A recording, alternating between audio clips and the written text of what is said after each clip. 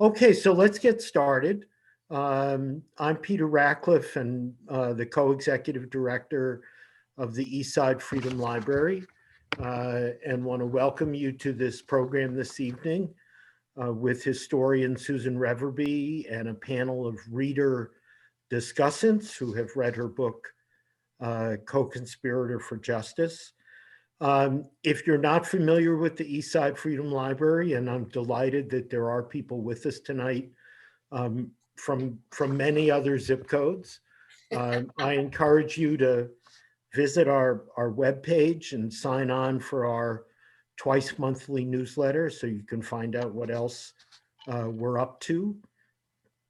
In this period of the pandemic, we're doing virtually all of our programming virtually. And we are allowing people into the library to do research if they make appointments and promise to be well behaved coming in. So this is really a great treat for me. Susan and I are very old friends, and I'm just so happy that we're able to bring this together this evening, in part through the wonders of Zoom. And I also want to thank our friend and collaborator, Carla Reilly, for her work on the tech to make this possible. So Susan is a longtime history professor, not history, for women's and gender studies professor at Wellesley College, though a historian, as I like to say of myself, by training and trade. And you may be familiar with Susan's work on the Tuskegee syphilis experiments and on the taking of those experiments into Latin America and subjecting people there as well to those kinds of experiments. When I first met Susan, she was still writing her wonderful book, Order to Care, which is a great book about nursing and really brings the 70s framework of labor history to the work of nurses, the kind of framework developed by Harry Braverman and Harley Shaken, and people looking at the workplace as a site of struggle between workers and employers around who gets to make decisions. So Susan is going to be presenting her project that led to this book, Co-Conspirator for Justice. And then what we like to do at the Eastside Freedom Library when we can is get several people to volunteer to read the book du jour, and offer their responses to it, and then move into a more general discussion with those of you who are joining us. And so we will be hearing this evening from Sarah Olson, who lives here in St. Paul. And Sarah spent 7 years in a California prison for charges related to her involvement with the Symbionese Liberation Army in the 70s. Sarah has been both a practitioner of theater and activism here in the Twin Cities, and has really helped to build the Women's Prison Book Project. We're also going to hear from Sarah's partner, Fred Peterson. Fred was an emergency room doc for many years here, but in the early 80s, through Oxfam, was a bush doctor in Zimbabwe, and then here in the Twin Cities, was active with the Twin Cities Committee for the Liberation of Southern Africa. Both Fred and Sarah were involved with that formation. We're going to hear from Art Seratoff, who's an old friend and a longtime anti-racist activist here in the Twin Cities, deeply grounded in South Minneapolis, but occasionally strays into St. Paul. And we're really thrilled to have Art with us. And then we will hear from Colette Hyman. Colette teaches US history at Winona State, the author of one of my favorite books, Staging Strikes, Workers' Theater in the American Labor Movement in the 1930s. Through her book, I met Manny Freed and a number of people who were really amazing characters in the intersections of labor and theater. Colette has gone on to do a lot of work on the place of women within Native American communities and Native American activism. And she's currently researching and writing a book on women in leadership in Twin Cities Native communities in the 60s through the 80s. And it's a project that she's working on with Audrey Thayer, who is a member of the White Earth Anishinaabe and a city councilor in Bemidji, Minnesota. So Susan is going to present her project, and then we're going to hear from Sarah and Fred and Art and Colette. Then Susan will have an opportunity to respond to them briefly, and then we will open things up. And we will ask that you use the chat function to ask questions, type in questions. Carla and I will be trying to track them. Those of you who are really into Zoom etiquette can use the mechanical raise your hand if you're more comfortable with that. And then we would like, once we shut off the recording, to unmute everyone and have you reveal yourselves and just have a little bit of community building chit chat before we call it a night. So that's the plan. And I'm going to shut off my camera and turn things over to Susan. Okay. Thank you, everybody, for coming tonight. I really, really appreciate it. And I'm just going to briefly sort of summarize what the book is about, for those of you who obviously haven't read it. And then we'll open it up for questions. So I should just say at the beginning, I sort of fell into this project in sort of complicated ways, but the subject of the book, Alan Berkman and I'll show you a picture in a minute, grew up together in this little town in upstate New York. And then we went to Cornell together in the mid 60s, where I became totally politicized and was involved in draft card burning and was in SDS. And Alan was fraternity president and playing football, and was one of the straightest people I knew. So if you had told me that in 1967 that our trajectories would have gone completely differently, I would have been completely shocked. So I think part of the interest in this was to try to figure out what happened to him and to think through what I think of as some of the questions that all of us who were on the left in the 60s and 70s had to deal with, which was the questions of, once you understand what's going on, how do you go forward, and where do you stand around issues of violence? So that's how I want to start. So I mean, that's how I got into it.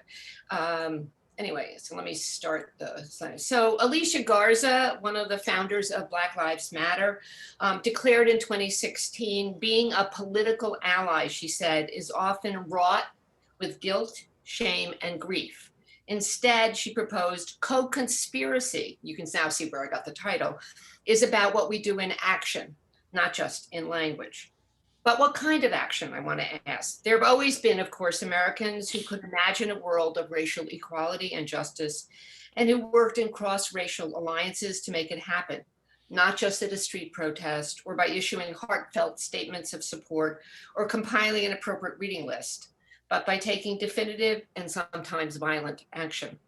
This history provides us with a sense of how anti-racists are made, not born, often, despite the number of left babies that are often in the movement, but in fact, a lot of us are not, and what it meant to commit to being part of the struggle.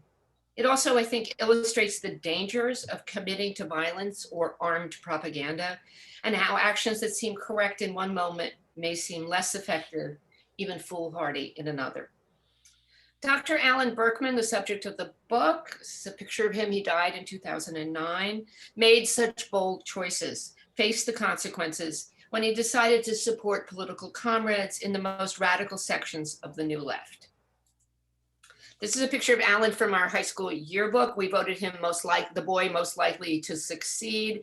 And I always love this quote at the bottom, which says, "A man of genius makes no mistakes. His errors are volitional and are the portals of discovery."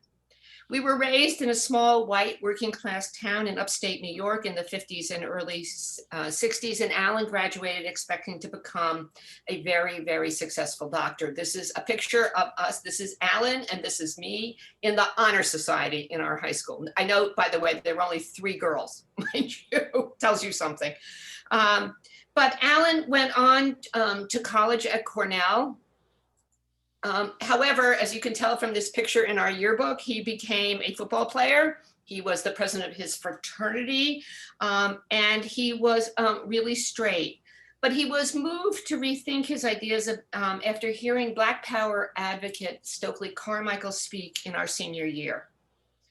Alan, however, went on to medical school. He didn't drop anything he was doing in the late 60s. And I love this picture. Look at this. This is hilarious. I mean, if this doesn't look like a mugshot, I don't know what is, but this is actually his first year in medical school picture. So they had them all hold their names up so they could be remembered. He's got his finger sticking out, which I thought was kind of hilarious. But he was in medical school at Columbia in the late 60s and on his way to a brilliant career as a research scientist when the injustices and inequalities of American life overwhelmed him.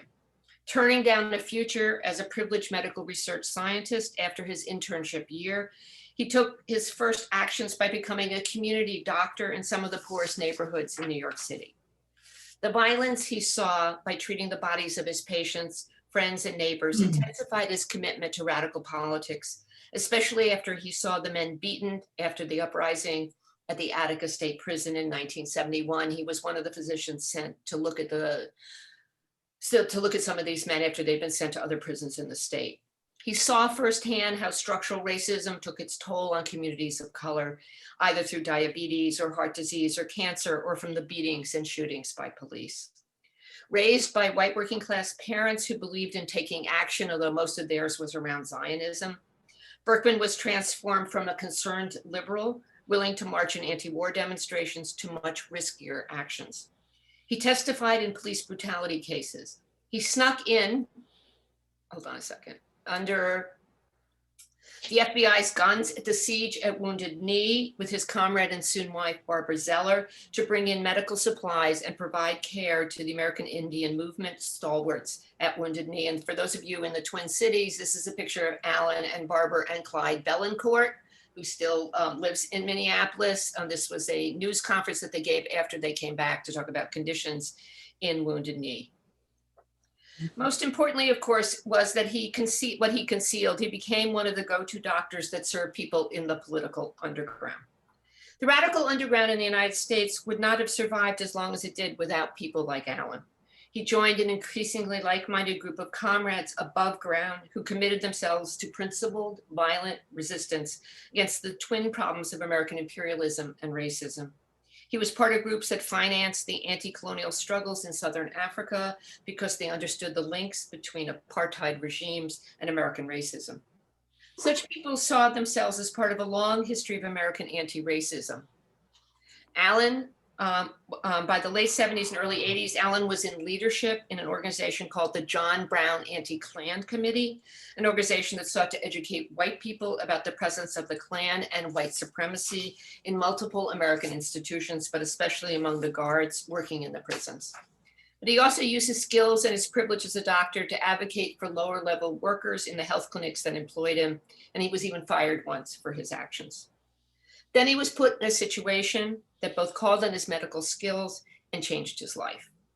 By the early 1980s, Berkman was becoming more and more willing to support what was called armed propaganda, actions that met state violence with other forms of violence, such as bombs and armed robbery, to support the cause. Like many of us today, Berkman watched police attack peaceful protesters and Black and brown bodies in the streets, in the prisons, and in hospitals. The attacks overwhelmed and infuriated his egalitarian morality. In 1981, members of the political group Berkman belonged to, called the May 19th Communist Organization, named after the birth dates of both Ho Chi Minh and Malcolm X, and full of white people supporting the militant actions of people of color, took a fatal step.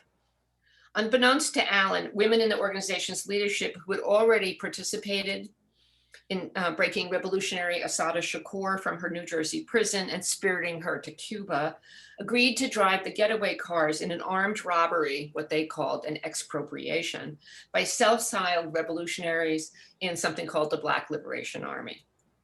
On October 20th, 1981, the BLA, the Black Liberation Army, initiated an expropriation of a Brinks armored truck in Nanuet, New York, just outside of New York, to raise funds for their cause. What had been successful on other occasions failed. Several shootouts occurred. 2 local policemen, including the only Black policeman in Nanuet, and a Brinks guard were killed. 4 members of the group were caught, and another participant was gunned down the next day in a police chase. But there was also another almost casualty. During the mayhem, Marilyn Buck, a poet, was one of the women getaway drivers, pulled out her gun and accidentally shot herself in the leg, shattering both bone and muscle. Buck was losing blood rapidly, but going to an emergency room was out of the question. By law, hospitals must report all gunshot wounds. The police were looking for her as she had skipped out earlier while on furlough from a prison sentence. One of the conspirators called Berkman. Although he was not involved in the Brinks action beforehand, he felt he had to act. And by doing this and then helping her escape, he became a co-conspirator.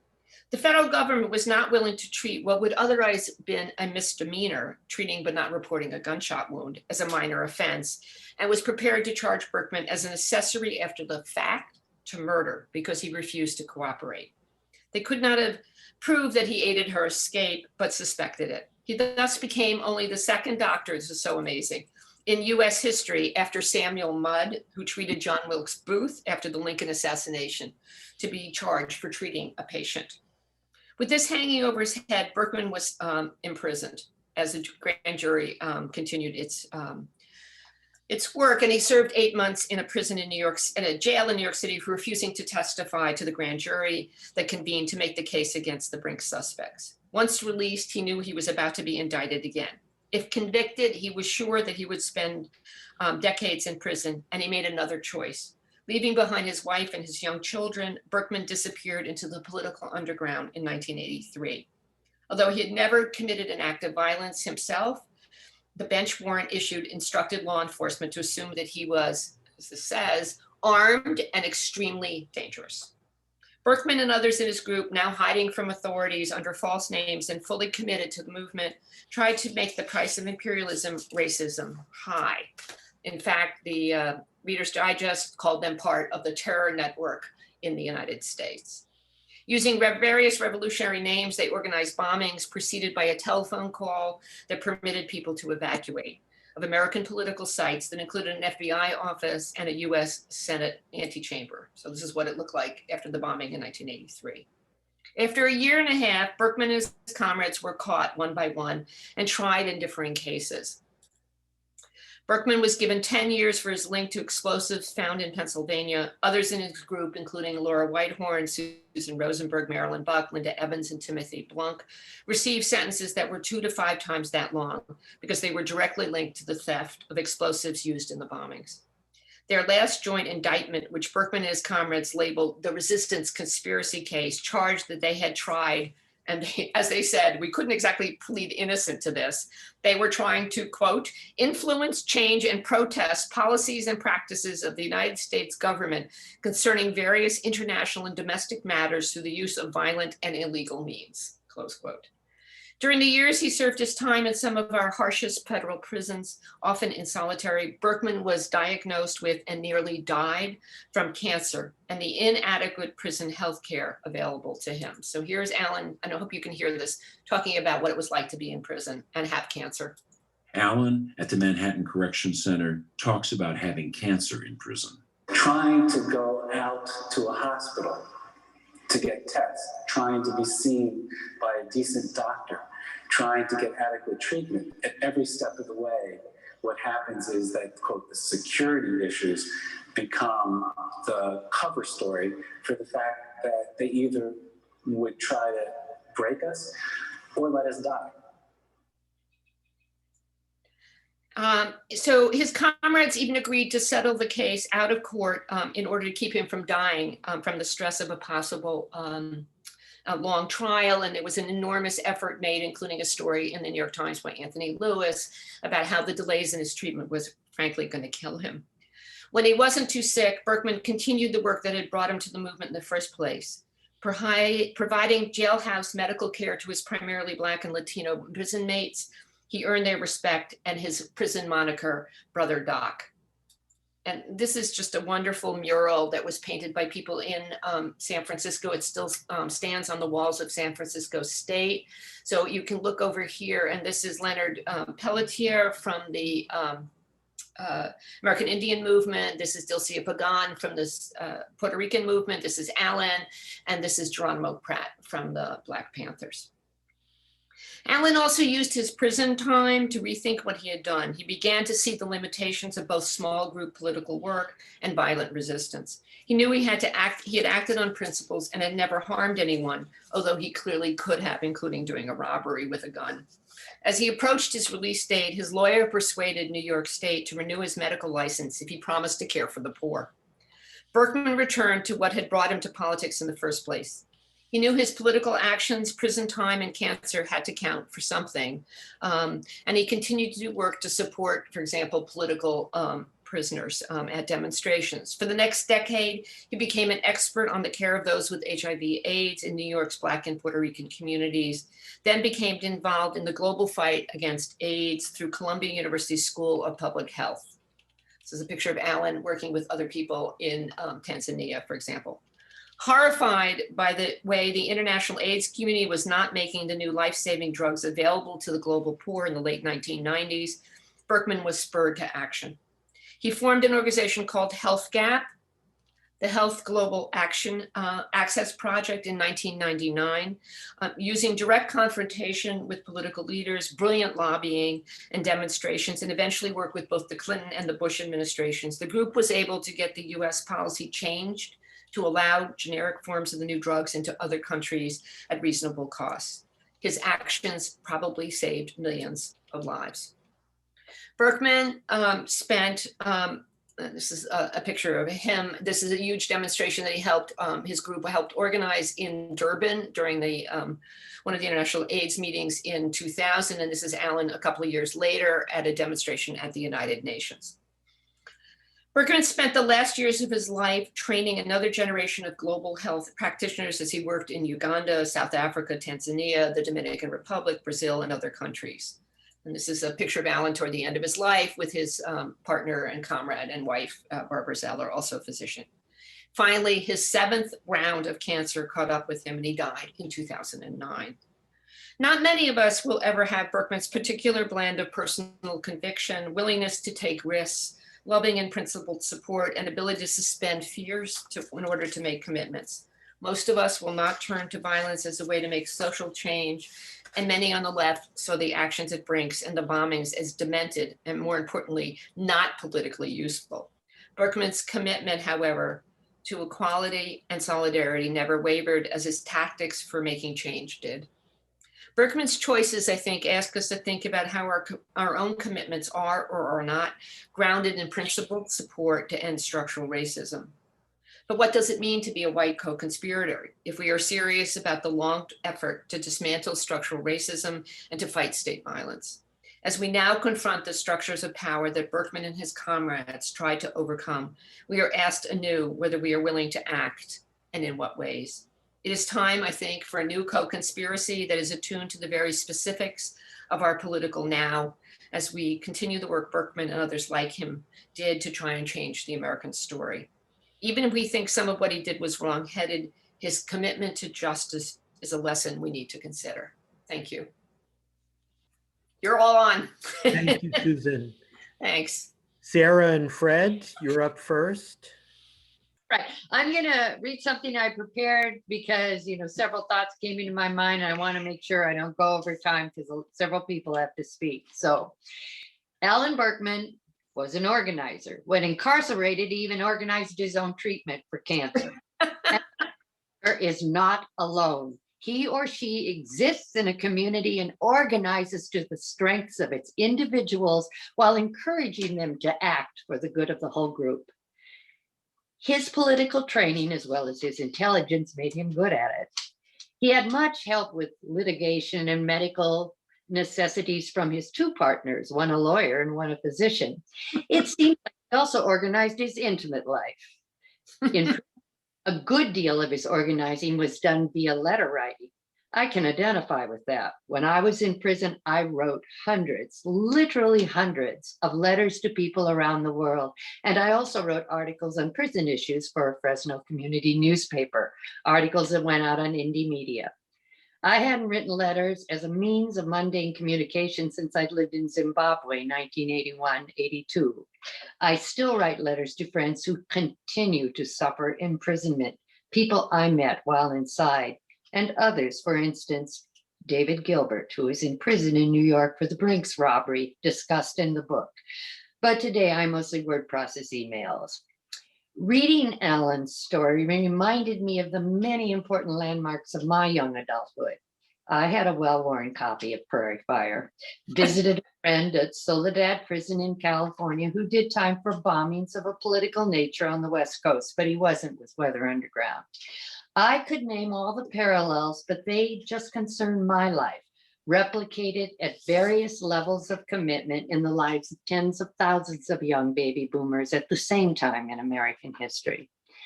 I found the section of Alan's story on organizing by members of the resistance conspiracy to, of course, not only beat the government's charges, but to promote educational lessons about their trials informative.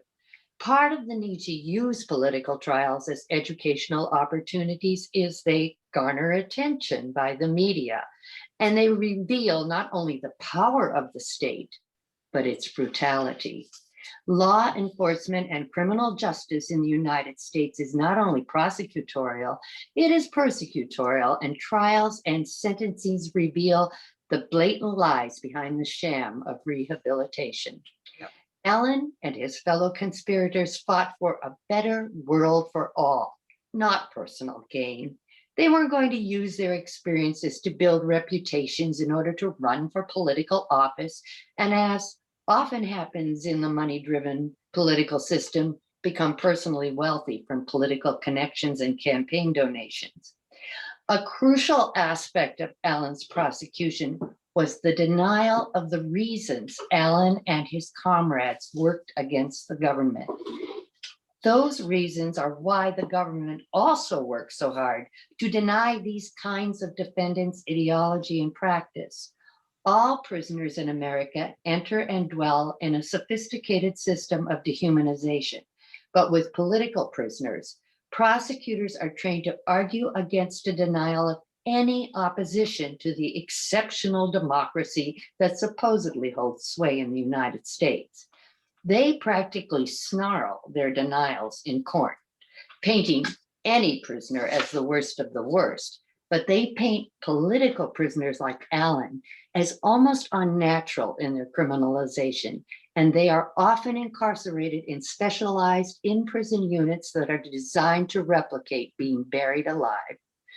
Alan is fortunate in that he got what I would call, despite his near-death battles for appropriate medical treatment while in prison, a doable sentence of 8 years. That's right. I only 7 years, which seemed horrible when I was facing it, but was, I realized, a result of several damn lucky sentencing restraints put on the state of California due to when, 1976, I was indicted. I encountered women who were doing life and life without sentences in large numbers in prison. When one meets women serving what, at that time in the early aughts, were whole life sentences, it's a stark comeuppance.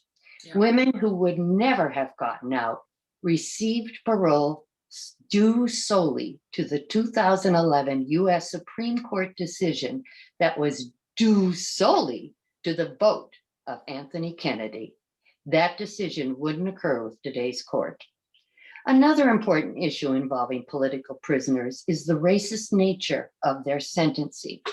Yes, there are white political prisoners that serve decades behind bars, including women, partly due to their anti-racism work, their ideology, and for involvement with Black activists, Native Americans, and other people of color. But Black political prisoners almost never win release. Will Mumia Abu-Jamal, whom Alan met early on in prison stint for both of them, ever go free? In recent years, only determined political organizing has kept him alive while he suffered life-threatening medical emergencies. I got an online notice last week that the Coalition to Free Rochelle McGee, the longest serving political prisoner in the United States, would hold 3 simultaneous press conferences to demand that Gavin Newsom, governor of California, release him. He's 82, he's served 58 years, and COVID-19 is rife in the prison where he's held. Incarcerated since 1963 for a $10 marijuana deal, now legal in California, he got 7 to life. Of course, he's really there because he was in the courtroom in San Rafael, California in 1970 when Jonathan Jackson burst in to capture the judge and others to trade for the freedom of his brother, George. Did Alan make mistakes? Yes. Did I make mistakes? Yes.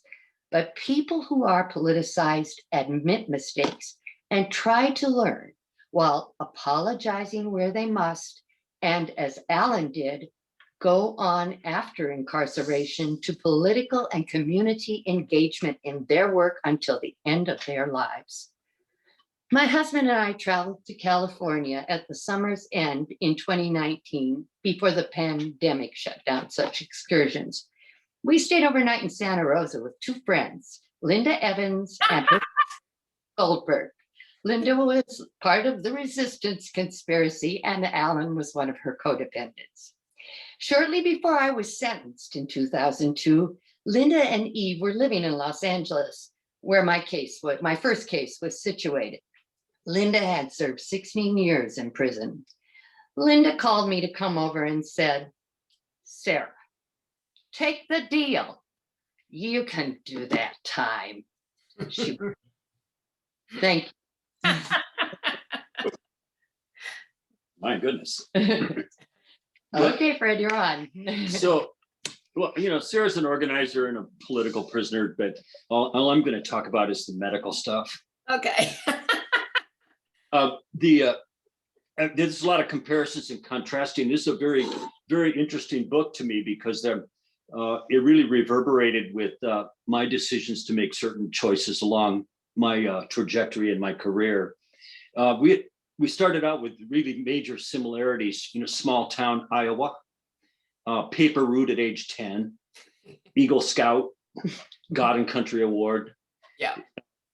valedictorian. He was in theater, I was in music. I went to an Ivy League school. Because of the draft and the selective service, low lottery number, I was actually compelled to maintain my 2S deferment. So I entered medical school at Albert Einstein in the Bronx, which was the same year that he graduated from Columbia. So he loved Lincoln Hospital, which was the major teaching hospital that I really loved also. It had been taken over by the Young Lords and the Black Panthers in 1970, and 6 months later, I started classes. And Lincoln Hospital had by far and away the best trauma services. These young hotshot cowboy surgeons from Vietnam were basically taking care of 400,000 people in their knife and gun club. Yeah. Time. So I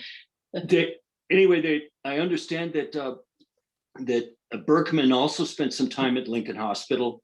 The Young Lords actually took over their detox and psychiatry services in 1970. And they were very active when I was there as a medical student, but I was mostly in the operating room during that time. Then, you know, I went on to a different training path. After medical school, I went straight through internal medicine residency, the University of Minnesota, worked in a community clinic that had access to higher tech laboratory facilities. And then we worked through the liberation movement of ZANU-PF, got a posting with the government of Zimbabwe after their independence, which was which was really a great thing. I was working as a bush doctor, so I was working as a teacher at a level O school. And I basically had more fun, I'm sure, with bush clinics and dealing with tuberculosis and malaria. And at that time, it was known the thin disease, which for certain was HIV, but it hadn't been identified as such, and the virus was unknown. So came back, and I know the major reason that I didn't pursue an international public health career was 3 kids and a mortgage. Right. The option was to have worked with the World Health Organization, doing various community health projects that were really interesting. But I couldn't afford to do it actually at the time. So I continued in the ER as a hospital sort of line physician. I was vaguely aware of Al Berkman, but I didn't know about his circumstances until I read your book. Let's congratulate you and give you kudos about how you covered his medical situation. You had to do a lot of medical review. I'm assuming that you talked with Dr. Zeller about some of that information. Yes. But everything that could possibly go wrong in the treatment of Hodgkin's disease, don't ever show that book to a person with Hodgkin's. Yeah, no kidding. Or maybe a really good surgeon that doesn't cause a bowel obstruction afterwards, and then sepsis and central catastrophes. It basically is one disaster lined up after another. I know. And all I could think of was the horror that Berkman must have felt, because he knew these complications were coming, and he could foretell, I'm sure, with shock that these things were happening. And I think that same sentiment was being shared by Dr. Zeller. Yeah. I'm sure she was just totally flipping out, because every time he needed a biopsy or a procedure, it had to be a letter writing campaign. That's right. Get stuff done. The whole detailed explication of his first round of Hodgkin's, and then the terror of meeting the second round of Hodgkin's with chemotherapy and the complications of chemo, and ultimately he revived enough to to carry on what then was a belated public health experience through the Columbia School of Public Health, and these 2 South African professors and their son, that gave him essentially the same training I had at Hopkins. But he went on and did really great work with the GAP program. I'm sure it's been supplemented now with George Bush's one public health maneuver, which was the PEPFAR funds, the President's Emergency Program for Antiretroviral Relief, which is still operating in Zimbabwe and in other countries at this time. And their death rate has gone down dramatically. Their lifespan has increased dramatically in sub-Saharan Africa because of the availability of these drugs. So, I'm not a political prisoner like Alan was, but I'm married to one, so I get to think about the things that that you sort of a common intellect. That's the thing about doctors married to each other, is they share the same fund of knowledge. So it's curious, although Al Berkman didn't do a residency program, I'm sure that he was involved in her internal medicine residency program in the details of passing the boards, but he never took the boards. Exactly. Right. So that's all I have to say. I think it was really beautifully written. Thank you. Thank you, Fred. Art? Yep, I'm still here. Yes, sir. So, and I really do want to thank Susan for this book. When you're writing about a legend, it's kind of difficult to do a lens that isn't distorted in some kind of way. And so what I found was you had much primary information from which to draw all kinds of other information and your own personal experience. And you did it in a sympathetic but what I thought was an objective lens and gave us a wonderful insight into Alan Berkman.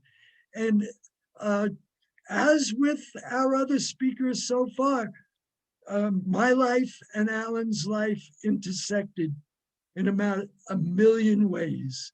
And I just want to run through that real quick and then just highlight some points where I reacted to the book. And I think the book raises really, really important issues, and also issues about how does somebody make the decisions that they did and go in the direction that they did, and their lives trajectory is what it is. So first, here's Alan and Art. Alan born 1945, Art born 1948. Both nice Jewish boys from nice Jewish families that immigrated to the United States in the early 1900s. Both families settled on Lower East Side in New York. Alan's grandfather went into the junk business. My grandfather went into the junk business. Same thing. Jews did that at that time. They did it in Minnesota too. The Holocaust had an effect on our families, and we were raised with all kinds of stuff. Don't trust them. They will turn on you. In one of the elements of the book, Susan talks about Alan considering himself a vengeful Jewish angel or something like, and that's a powerful image, right? But the Jewishness, I think, was important. We both played football. We both used Johnny Mathis to create a mood in certain special basements. We both went to Cornell. So I was at Cornell 2 years after Susan and Alan. And our time there overlapped a little bit. Alan and I both were in Jewish fraternities. We were both, he was in Tau Delta, I was in A Pi. We both, I played 150 football. Oh, Alan played 150 football at Cornell. I was on the JV. I had to quit because my grades weren't like Alan's. Alan was obviously brilliant.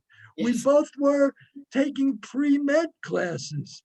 I was pre-veterinary, he was pre-med, same exact classes, same stuff.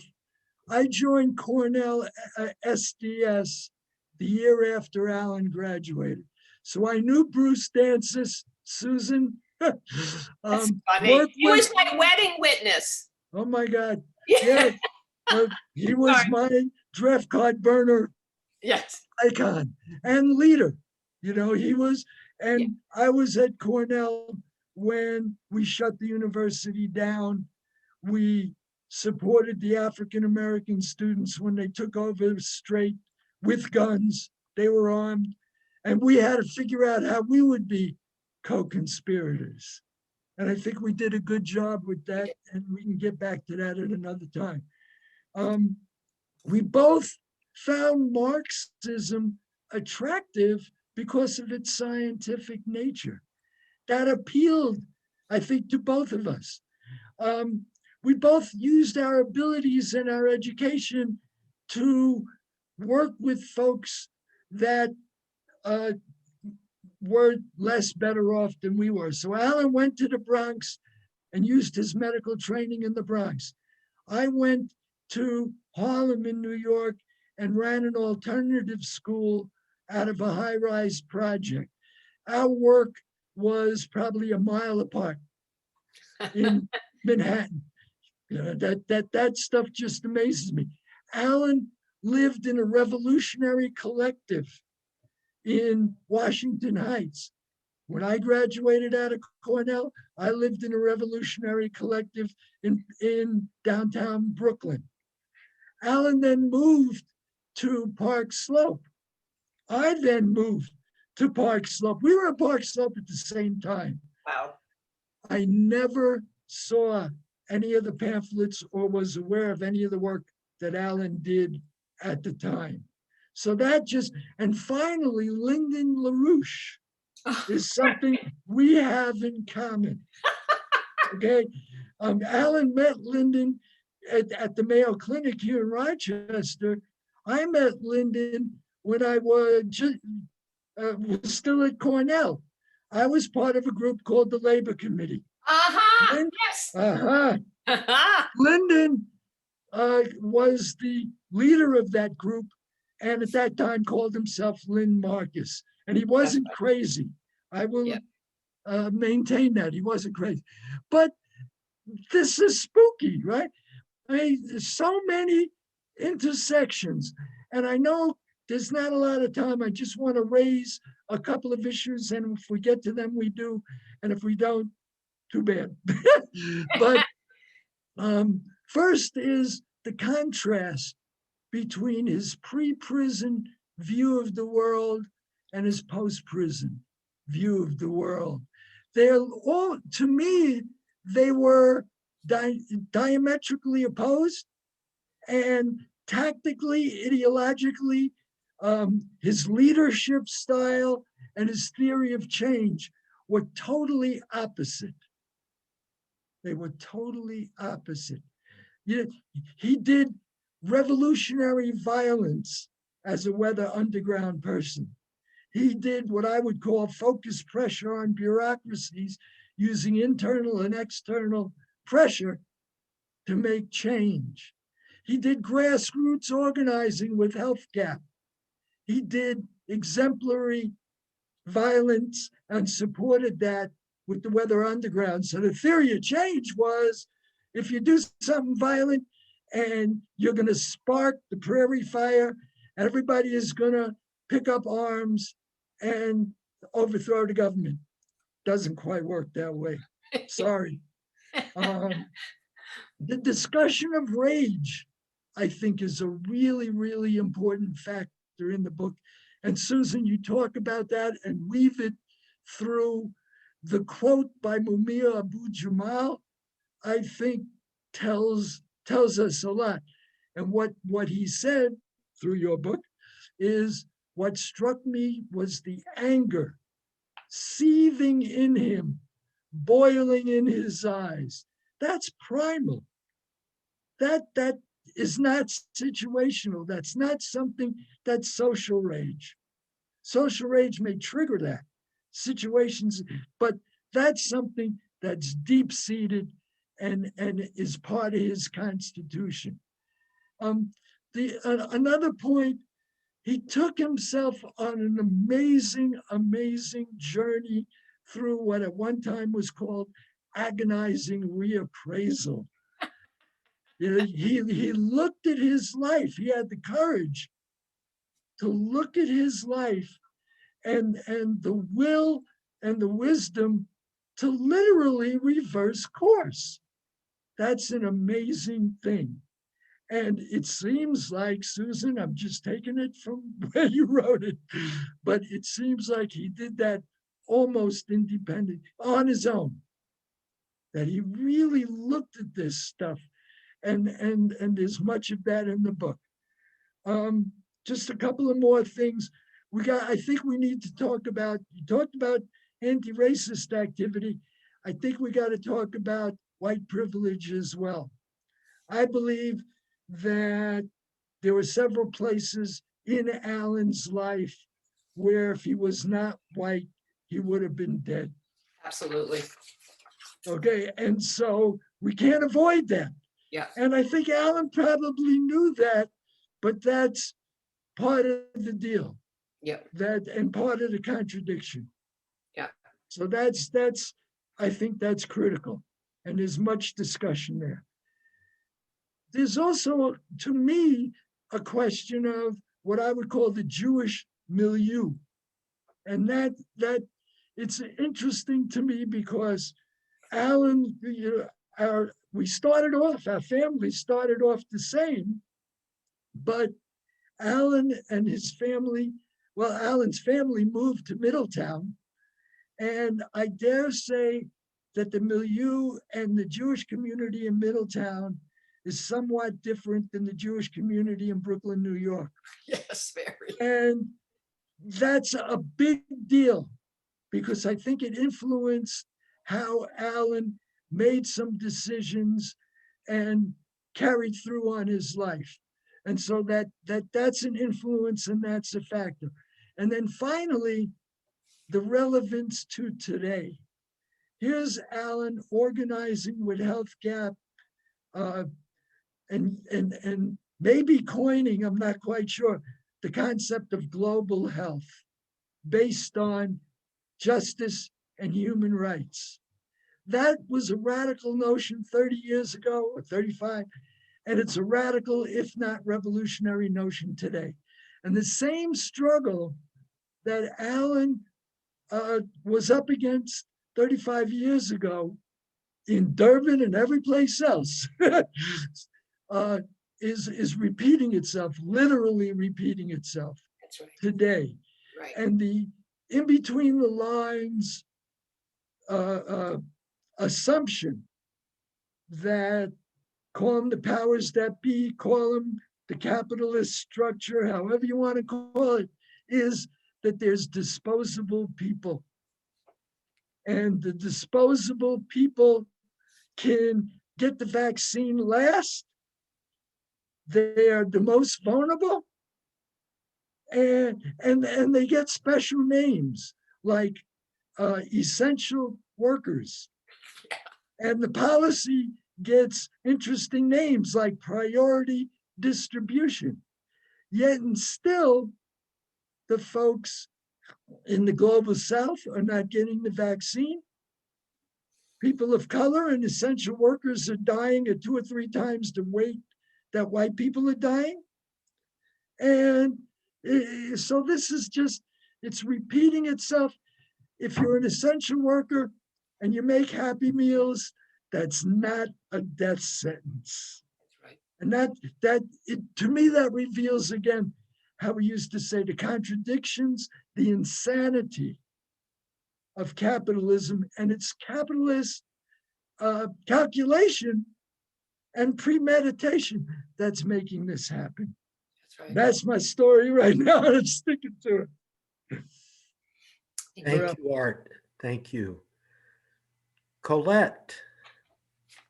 Anyway, thank you. It's great to be here. My life did not intersect with Alan Berkman's, although on the unlikely chance that he met with the rabbi when he was at FMC, then we would have a connection, because that would be the rabbi from the synagogue that I attend. I was aware that Tammy Faye Baker was in Rochester to visit her husband there, but I did not know about Alan Berkman. On the other hand, my life did intersect with Susan's, and this brings me back, this book brings me back to work that I've done since college, where some of my mentors were friends of Susan's. I'll talk to you about that after. So Co-Conspirator for Justice answers a lot of questions that I've had for many years, decades really, both as an accomplice and as a historian, and addresses a lot of issues that I have explored in my research and in my teaching. I remember distinctly in college learning about remarkable women like Ida B. Wells and Emma Goldman, and it is too bad that there is no evidence connecting Alan Berkman to her lover, Sasha Berkman. I know, shucks. And I was wondering, how did these women live from day to day? Where did they find income? And thanks to this remarkably detailed account of Berkman's life and work, we have a fair amount of knowledge about how revolutionaries, including Berkman, survived both underground and above ground. And mostly, we learned that it was through active and rich networks of women and men engaged in similar efforts. Much of these efforts were grounded in commitments to collective living, as he and his friends and co-conspirators planned and executed actions aimed at the imperialist racist state.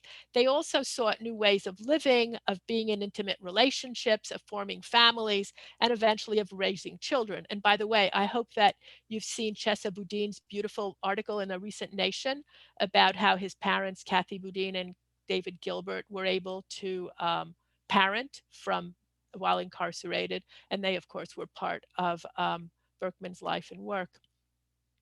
And while radical and revolutionary men were not generally known for their awareness of the humanity of their female comrades and partners, God only knows. it's clear that Alan Berkman truly considered the women in his life to be partners on an equal footing and appreciated the many ways in which his wife, Barbara Zeller, made possible his own accomplishments. In the prologue, Susan, you write that Berkman struggled to find a way, quote, to balance his learned masculinity with his feminism, close quote. While I don't doubt this, I would have valued seeing more of how this struggle played itself out through the complicated relationships, living and parenting arrangements, and how he struggled with this, and whether or not he consciously wrote about this, spoke about this, etc. One of the great values of this book is the way in which it juxtaposes and creates linkages between different movements from the 1960s into the 21st century. Certainly, it highlights the web of relationships that existed among anti-racist, anti-imperialist revolutionaries in New York and Chicago and other parts of the US. But Alan Berkman and Barbara Zeller's work at Wounded Knee reminds readers that that insurrection against state violence and corruption was of a piece with the struggles for independence in Puerto Rico, struggles against the war in Vietnam, against police brutality, and so on. They were all part of a larger challenge to US empire and white supremacy. Alan Berkman's time in prison, his reflections on that time, and the lessons he drew from his incarceration create further linkages to the prison riots of the 1970s and 80s and the emerging prison abolition movement, and later to the anti-globalization movement and AIDS advocacy. Susan, you do a wonderful job of following not just Berkman, but many of his co-conspirators through their experience as political prisoners, and for some through continued incarceration, and for those who got out through their resumed insurgent activity. It's important to note that one of the reasons that Berkman ended up not publishing his prison memoir, as you note, Susan, in a footnote, is that he did not want to endanger his friends who were still inside or on parole. Thus, we are reminded, of course, of the long reach of the carceral state. The most surprising for me part of the book is the final part about Alan Berkman as AIDS activist. This too is tied to his earlier revolutionary work in so many ways. Some of his old comrades had become AIDS activists, and some, like David Gilbert, were writing about the AIDS epidemic around them in prison. It was surprising to me to see how many of these comrades were involved in AIDS activism in the 80s and 90s and early aughts. And this situates the radical AIDS activism within a broader history of revolutionary and radical social movements. And I thought it was really fascinating how this AIDS activism also intersected with the anti-globalization work against the WTO and so on. And all of that is really valuable reframing for AIDS activism and for the anti-globalization work as well. Another very valuable aspect of the book comes out of Berkman's prison experience, and that's his re-examination of the strategies that landed him there, specifically the revolutionary vanguardism of many of his early comrades. In his work on global AIDS advocacy, he clearly and self-consciously turned to a community organizing model of movement building with tremendous success. So we learn a lot about these two different models of activism, vanguard versus community organizing. And I'm thinking that the latter might be inherently less revolutionary, although I'm not sure that that's a necessary metric for this kind of work. Throughout this book, I was reminded of an article I read in graduate school. And Susan, I'm sure you're familiar with it. It's the introduction to a compendium called The Feminist Papers. And the introduction is by a sociologist named Alice Rossi. And in this article, she carefully articulates all the different relationships that existed among the women involved in the various reform efforts of the early 19th century, women's rights, abolition, temperance. And this article has resonated with me in my work, throughout my work in labor history and in indigenous history, and also reading this book. This biography really feeds my interest in all the different ways in which social movements share in ideas and strategies and opponents, and above all in personnel. And that, in my mind, is one of the most valuable dimension of this work. Thank If you. the If the existence of webs of relationships among political comrades and political movements sat on one shoulder as I was reading this book, there was one question perched on my other shoulder for which I kept looking for hints of answers. Of all of the women and men of various identities that I come across here, why is it that I'm reading this book about a white middle-class man using skills and talents that he was able to develop because of those linked axes of privilege? Throughout the biography, Susan points out that his Ivy League degrees and white skin allowed him all sorts of opportunities, and we've talked about this already, especially after his incarceration. And in the early pages of the book, as I read earlier, she notes its efforts at shedding the confines of conventional white middle-class masculinity.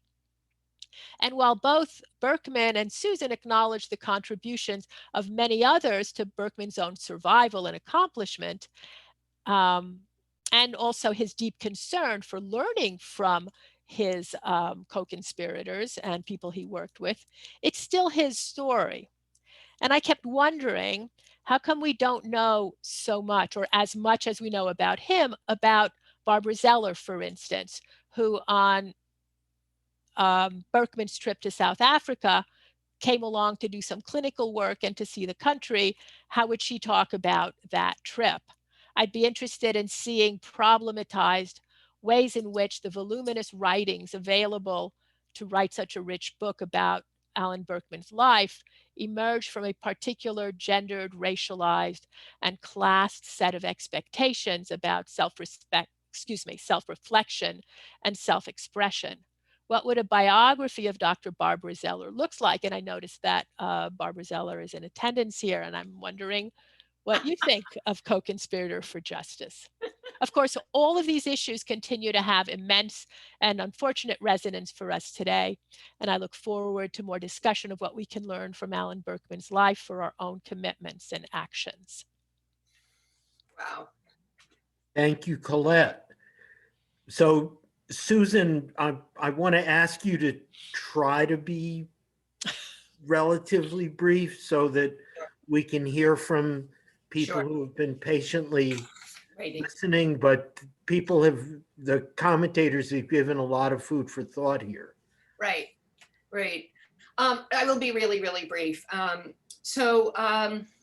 I think to go backwards from Colette, I mean, I think at one point I actually thought I was going to call the book Barbary Allen, like the song, about both Barbara and Alan, but because the written material was so much more about Alan, Barbara can tell you, I spent hours and hours and hours with her interviewing, and a lot of this was possible because of the people that Barbara basically gave them permission to talk to me. And that made, this would not have happened, without that. And I did not know her. I had never met her. I hadn't met her until after Alan passed away. So I think it was just a writing decision at some point that there was just so much information, and I did think about it. And I really want to, I really wanted to try to make it focused and make his story be the throughput through it, because my experience in teaching, and Colette, you probably had this too, of teaching movement history sometimes, is that it's super boring. It's just, it's great fun for those of us who were there, but our students go to sleep, right? So every time I had to teach the women's movement, my students would go, and I'd go, wow, she did this before she did that. I didn't know that. And my kids go, So I really was quite conscious of that. And I was also in this fabulous, some of my, I think one of my co-conspirator writing group people is here. And so I had this fabulous biography writing group that read every chapter, and they made all the difference in terms of thinking about how to make it a better written book and how to make the story work so you don't fall asleep. But I think all of you have raised these really important questions about, what are we doing now, and the parallels. I was really struck by that. In fact, I have a student working with me right now. I'm planning on writing an essay that's going to be a comparison of the fight to get vaccines into the global south now versus what Health Gap did, and try to look at what's the same, what's the difference. So I'm starting to collect that kind of material. So that's what I'm sort of working on at the moment. So I agree with that. And I think it's, the question, I think, of his Jewishness, was somebody raised too, and the milieu that Art raised, I think is really important. I think it was really different to be raised in a white, mainly Catholic and WASPy, working class WASP, upstate New York town versus being raised in, in a Jewish environment in Brooklyn or, Chicago. And I think it made a huge difference. I mean, the chapter I wrote on us growing up was like 100 million pages longer before I cut it. But, and I was trying really hard to make sure it was about him and not about me, because I hate historians who write and anthropologists who write their books about themselves on somebody else's body. And I was trying really carefully not to do that. But I think it did matter. And I think it did matter that we were, as I said in that chapter, children of both the Cold War and the Holocaust, and how powerful that experience was for us. And I think it's one of the things that that gave us the rage. I do. And I think we all sort of that sense of, I was really gung-ho America. I was the DAR good citizen in my high school. I was like a really straight, like maybe liberal Democrat at best, until I got to college and the anti-war movement and the civil rights movement caught me up. And then that anger, that complete anger about the lies and, where we took it. And one of the stories I tell in the book, and then we didn't discuss, but it's sort of one of the reasons I went back to this, is that in 1970, when Bobby Seale and Erica Huggins were on trial in New Haven, and Alan came to see me. By then he was close to people in Weather and in Prairie Fire. And he said to me, if Bobby Seale is convicted, are you willing to take up arms? And I looked at him and said, absolutely not. And I knew how to shoot because I grew up with boyfriends who hunted. I took riflery in case I needed it in college, right? I knew how to do all this. But I just was a labor historian by training, and I knew we got shot. And I knew we would die, and I'm probably also a chicken shit. But the combination of being basically a chicken shit, but also realizing that this was not the way we were going to ever win in the United States was very clear to me as a historian. And I've always been, and I had the rage, but I wasn't willing to make that other step. And so I think for me, writing the book and thinking about his life and all of the steps as I went through it. I knew what happened, but every step of the way as I was reading the letters, I was thinking, oh God, don't do that. Oh, please don't do, So I think it's really hard to figure it out. And one of the reasons I hope this book gets read by younger people is I went to hear a guy from one of the Antifa groups give a talk at Harvard, and there were all these cute young, and he was like, very cute, he had he was a skater and he had big Popeye muscles and tattoos and a bald head. And you could just see all the girls in the back of the row going, and I'm like dying listening to this guy talk because I'm watching death walking in front of me. And I know that he was one of the people that was at Charlottesville with his guns. And I just kept thinking, you've got to tell them how dangerous this is. You can't just tell them that this is what we have to do. And I was quite horrified by that. I think it's one thing if you know what you're getting into, but a lot of us stumble into this stuff out of the anger, and especially when you're younger and you don't know what it's going to mean. And so I think there's a lot of lessons here about how to think about this in a more serious way. And I actually agree with you, Colette, too, at the end about how much and he knew that too, that how much his brains, his privilege. He says at one point during an interview with 60 Minutes, if he hadn't been a doctor, he would have died. And he definitely wouldn't have died if Barbara hadn't been there all the time to save him. And if the other woman that he was involved with, who was a lawyer, wasn't there to help him as well. He had an enormous support thing, but he was also very aware of that, I think, and quite conscious of it. On the other hand, thank God he used all of that, or he would have been dead. So there's that. Anyway, I just look forward to the other questions. Thank you so much for taking it seriously. Thank you very much for the discussion. I really appreciate it.